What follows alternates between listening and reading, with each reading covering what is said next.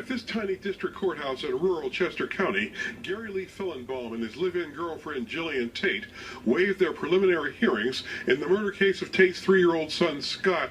He died November 4th, the prosecutor says, from systematic torture.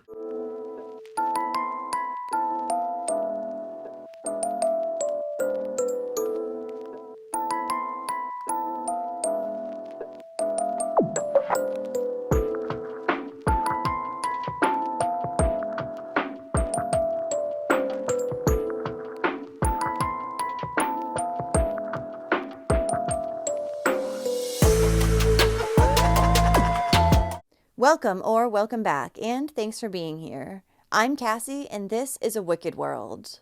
The story I have for you today is about a little boy and his older brother who were savagely beaten while other adults just looked on and did nothing to help them. Then one day, it went too far, and one of those boys lost his life.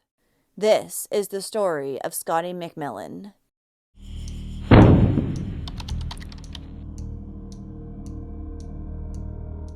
Scotty McMillan was born on January 26, 2011, in Chester County, Pennsylvania, to his mother, Jillian Tate, and his father, Lauren McMillan.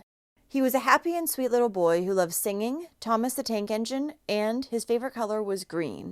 He also had an older brother named Ryan, whom he adored and looked up to. Scotty's parents split up sometime in 2013, and after that, his father, Lauren, moved out of the state, rarely seeing his sons.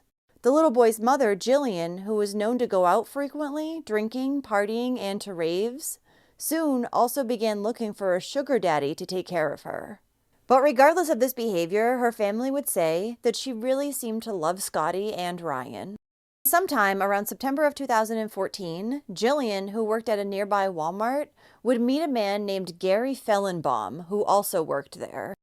Then, just weeks after meeting, in October of 2014, Jillian would take her 2 sons and move into the home where Gary lived with his estranged wife, Amber Fillenbaum, and their 11-month-old daughter. The 6 of them were now living in a mobile home in West Calm Township, Chester County, about 35 miles northwest of Philadelphia. Shortly after they moved here, one of Jillian's friends would see her working at Walmart, and she would say that it looked like Jillian just no longer cared about herself. That's likely because things in the home had started to get really bad really quick. On the night of November 4th, 2014, Gary's wife, Amber Fillenbaum, would make a phone call to 911, reporting that little Scotty was unresponsive in their home. His lifeless body would be found by paramedics, and subsequently he was rushed to the hospital. Scotty was in such horrible condition that when he was brought to the emergency room, the nurses, who normally saw a lot of awful things, cried.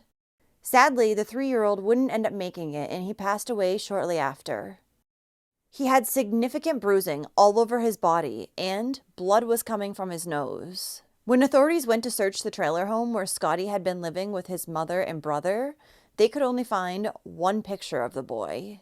They additionally discovered a makeshift cat-o'-nine-tails whip, a bent metal curtain rod, and an aluminum strip, all which had been used in the child's relentless torment. There were additionally holes found in the walls of the trailer home, where it was believed that the little boy's head had been slammed into. Scotty's mother, Jillian, would end up admitting to authorities that both her boyfriend, Gary, and she had abused little Scotty. She told them how they had laughed as the 3-year-old was hung upside down by his feet and whipped. They also struck him with a frying pan and eventually had beat him to death. Now, this had been going on ever since they had moved into the trailer home with Gary and his wife. But the boy's beatings and the violence towards him had only intensified in the last few days of his life. It was over a 3-day period that Scotty had been beaten to death. He was punched in his face and stomach, hit with a homemade whip, tied to a chair and beaten, lashed with a metal rod, hung upside down and hit, and his head had been smashed through a wall. On the day prior to Scotty's death, he had woken up and been unable to eat his breakfast of cinnamon toast, and he kept spitting it out. This upset Gary, so he and Jillian tried to force the boy to eat it, but he still either wouldn't or likely was just unable to. Gary then became even angrier, and so he began punching Scotty in his face and in his stomach. Both Gary and Jillian then took him to his room, where they continued to punch him. And at some point, Gary picked Scotty up by his back and slammed him into the wall. When the 3-year-old had woken up the next day, he had a very red and swollen face. Again, he was unable to eat breakfast, and Gary thought this was being disrespectful, so he punched him in the face so hard that he fell off his chair. Gary then put Scotty back into his chair and tied him up with electrical tape as he squirmed. Then he began to punch the 3-year-old again, which caused him to vomit and become unresponsive. So Jillian and Gary took Scotty and placed him in the shower in an attempt to revive him. The pair left him there for about 30 minutes before realizing this wasn't working. Therefore, they decided to take Scotty out of the shower and place him on a partially inflated air mattress. After that, the evil couple left the trailer home to go car shopping and then to pick up a pizza for dinner. When they returned, Jillian and Gary said that Scotty was still unresponsive. So the couple decided that it was a good idea to just have sex, and then Jillian decided to take a nap. After waking up around 7:30 p.m., Jillian discovered that her son was still unresponsive, and so she screamed for someone to call 911. According to Jillian, her boyfriend Gary had picked on Scotty more than his older brother, who was 6, because unlike his brother, Scotty still tried to resist. And apparently, like a complete sicko, Gary enjoyed that. Now, Scotty's older brother Ryan, whom the couple had allowed to hit Scotty, also showed signs of abuse and was taken into state care at the time of his brother's death. Gary Fellenbaum was arrested and given 16 separate charges in relation to Scotty's death, including first and third degree murder, homicide, endangering the welfare of a child, assault, and reckless endangerment. The little boy's mother, Jillian Tate, was given 15 charges, including murder. Both her and Gary were denied bail, and the prosecutor shortly after would announce that they were seeking the death penalty. Gary's estranged wife, Amber, who was also living in the home, was charged with child endangerment, and she was held on a $500,000 bond. Amber would tell investigators that she had first become aware what was happening in the home about 2 weeks prior when she saw Gary spank Scotty. This had come after the little boy didn't respond to him, and he felt disrespected. She also said that she had seen Gary and Jillian beating the boy with a green frying pan days before his death. And she had witnessed Gary taping Scotty to a chair, then pummeling him. But she had done nothing to stop it. The thing is, authorities didn't even believe that drugs or alcohol had fueled the violence against Scotty. Instead, they just believed that it was due to Gary feeling so much disrespect by the 3-year-old. According to Scotty's older brother Ryan's school, Rainbow Elementary, there had been no signs that he was being mistreated. However, at the time of Scotty's death, Ryan hadn't been to school in about 2 weeks. Officials from his school would say that they had gone out to the home where they believed the boys were living, just days before Scotty died. They went to check on things since Ryan hadn't been in school. However, their mother Jillian had never updated their address with the school when they moved in with Gary and Amber, which meant the school only had the family's prior address. So when they went to look for them, nobody had answered the door, and they only left a letter instead. Nothing further had been done. In April of 2017, Scotty's mother, Jillian Tate, would plead guilty to third-degree murder and conspiracy to commit first-degree murder. In exchange for the death penalty being taken off the table, she agreed to testify against her now ex-boyfriend, Gary, during his trial. While she was in court, Jillian would claim that she had no excuse for her crimes, and she accepted responsibility for Scotty's death. However, she also stated that her boyfriend Gary had manipulated her mental issues, kept her sleep deprived, and kept her a virtual prisoner in her own home, or his home. Jillian said, "I wish to God I had my whole life back. If I had never met Gary, then my son Scott would be alive. I am truly repentant. I wish I could take it all back."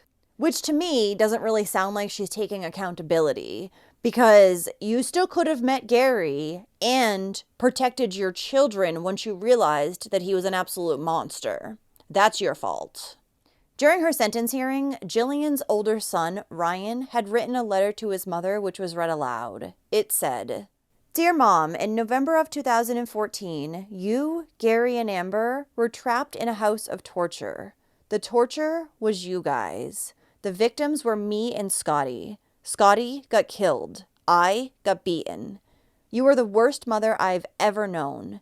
You just watched us get hurt. I wish you never met Gary. He is really evil. He nearly killed me. You are the reason Scotty got killed. I thought parents were supposed to protect us. Now you are in jail for your time out."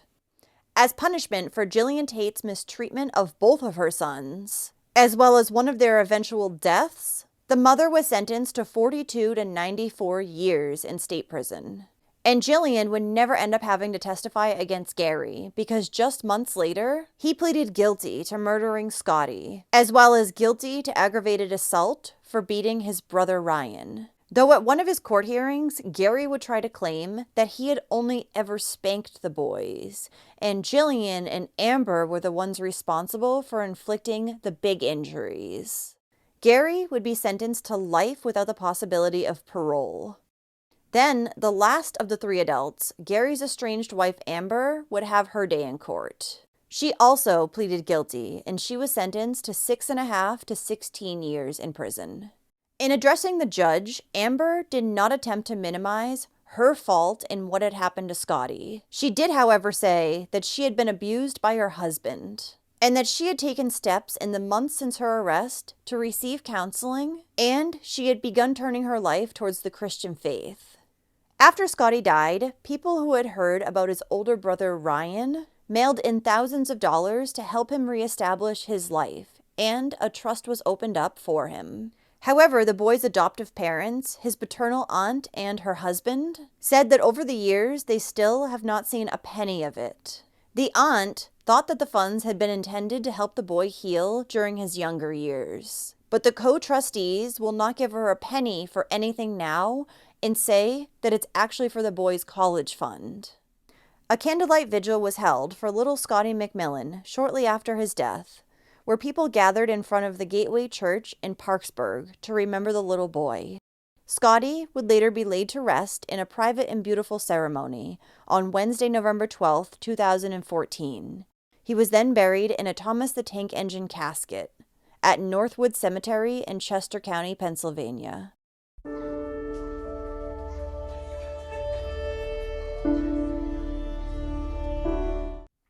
Well, thank you for listening to Scotty's story today. What was his mother, Jillian, possibly thinking?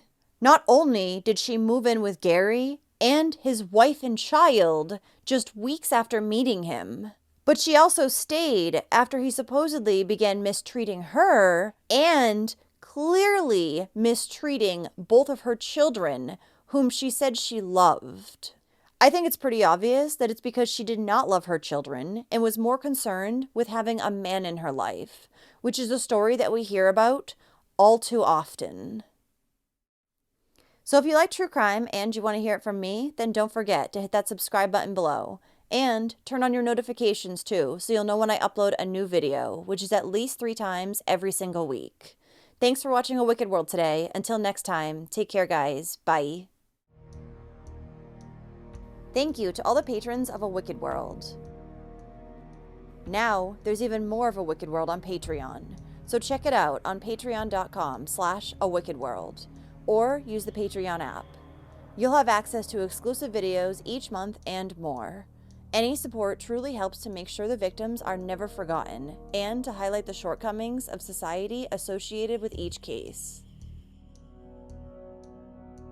Do you have a suggestion for a story you'd like to see me cover? If so, send me an email to awickedworldtruecrime@gmail.com.